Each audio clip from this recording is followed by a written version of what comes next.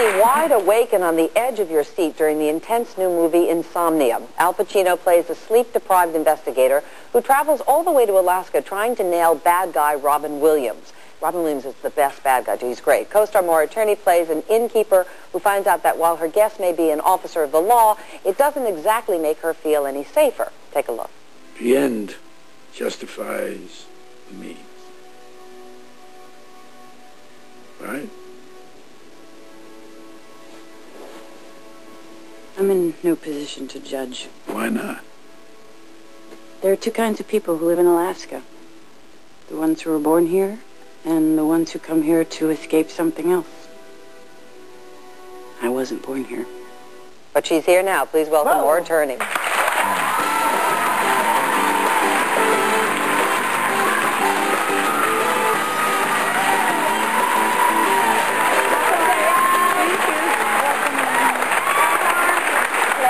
I love the movie, and you are fantastic in it. It is really great. But I want to ask you about your hair first, because now you're blonde. I'm a blonde. Why? And does your husband like it? My husband likes it. My husband is also blonde.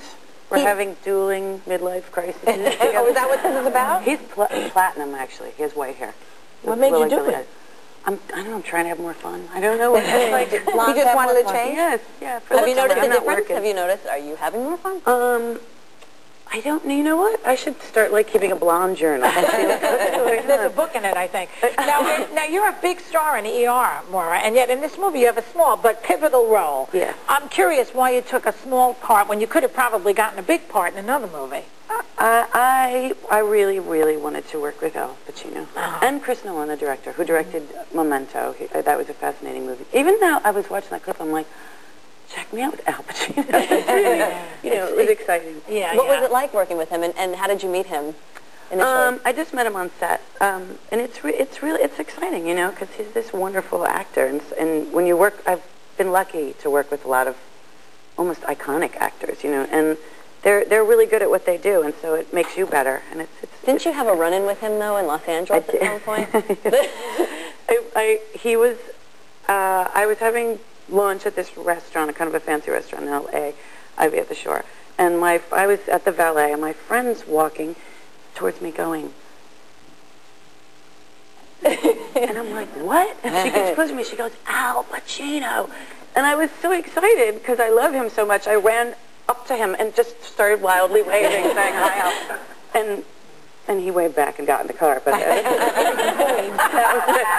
was like a crazy chick running up to me. I don't want to give too much of the movie away, but I want to ask you a question around this. Okay, Al Pacino's character has a subconscious wish, which actually comes true with deadly results. Okay, so can you think back, have you ever had a subconscious wish? I don't want to know about the deadly results, but good. That came true? Something that you thought?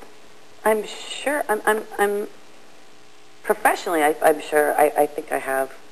But it's like creative visualization. Yeah, I had a subconscious wish, I think, to be fired from growing pains. And I was then fired from growing pains. So that might be what. And it happened. And it happened. See, a lot of times, just put it in your head and it happens. It's an amazing Which thing. means don't put something out in the universe that you don't want to happen. That's true. Well, I have a conscious wish to know what's going on with you and Noah Wiley, because on ER, last time we saw you two are kissing. Yeah, the audience wants to know, is it going to be more making out? Are you going to become a couple? What's happening? I don't know. I always say I don't know. No one believes me. They don't tell you this? They don't tell us. They didn't tell us all season. Like I would say, at points I would go, you please tell me who I'm going to be with, because I have to know how to play the scene. How many times did you do that scene? No, well, we did it a lot. Because, well, the funny thing is, it's like, it's always sort of awkward, and everyone's a little nervous, and plus we're working together forever, so it's like, oh, the characters are going to kiss, we're going to kiss. And it's sort of, you're nervous, but we had a guest actor, and at the top of the scene, he has to come in and give this big speech about smallpox, and he couldn't get it. Like, probably we did it 15 times and couldn't, like, get to the end of the scene where we had to kiss, and it was like, dude, just, like, say your line so we can kiss each other and get it over with. So it was fun. But you know, the writers probably don't know ahead of time. They don't even know. They're writing probably from week to week. Yeah. So they don't even know. But I'm wondering if you, as an actor, have any input in the character at all. Do you have anything? Yeah, sometimes. Yeah? I mean, generally, you know, I trust them. I leave it up to them. They come up with pretty good stuff for me. So, but sometimes I do. Sometimes there's not a lot of, you know, women on staff, and I feel like they're receptive to it. But it's mostly men, and a lot of times I'll have to sort of say, I don't think a woman would do that. Yeah. Like we love you and for her. She's got Lauren on one side and Noah Wiley on the other. Yeah, exactly. Lucky dog. But we love you in ER, and people are going to love you in Insomnia. It's a great, great movie. Our thanks to Maura Turney. Insomnia is in theaters nationwide right now. We'll be right back.